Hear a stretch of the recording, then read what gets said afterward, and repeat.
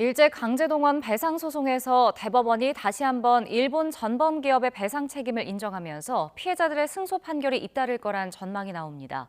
배상금이 수백억 원으로 불어날 수 있는 건데 일본 기업 대신 배상금을 지급하겠다는 윤석열 정부의 제3자 변제 해법이 시험대에 올랐습니다. 보도에 부장원 기자입니다. 지금까지 전국 법원에 제기된 강제동원 손해배상 청구 소송은 약 70건. 피해자와 유족을 합쳐 당사자만 1000명을 웃돕니다. 이 가운데 5건은 승소가 확정됐고 나머지 소송 대부분은 대법원 판단을 기다리며 1, 2심에 멈춰 있었습니다. 일본 기업 측은 그동안 피해자들이 권리를 행사할 수 있는 소멸시효가 지나 배상 청구권이 사라졌다고 일관되게 주장해왔습니다.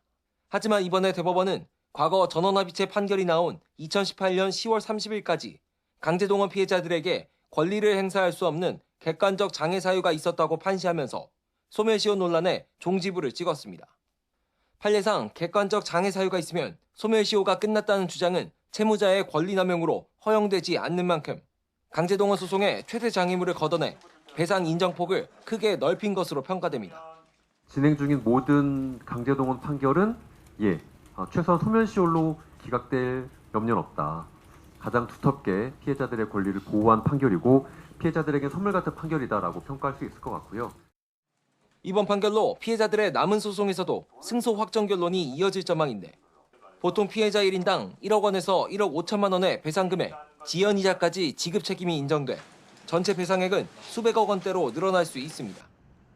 정부는 이번 소송을 포함해 앞으로도 일본 기업 대신 배상금을 지급하는 제3자 변제 방식을 고수한다는 입장이지만 지난 3월 발표한 강제징용 확정 판결 관련 정부 입장에 따라 일제 강제동원 피해자 지원 재단이 원고분들께 판결금과 지연 이자를 지급할 방침입니다. 양금덕 할머니 등 일부 피해자의 변제금 수령 거부에 법원의 공탁 불수리 결정까지 잇따르면서 논란은 수그러들지 않고 있습니다.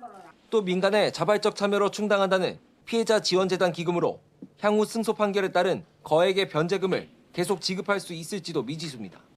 설사 재원이 마련된다 해도 일본 전범기업이 내야 할 배상금을 대신 떠안는 데 대한 비판 여론이 거세질 수 있어 정부가 강제동원 해법으로 내놓은 제3자 변제안의 지속 가능성에 의구심이 커지고 있습니다. YTN 부장원입니다.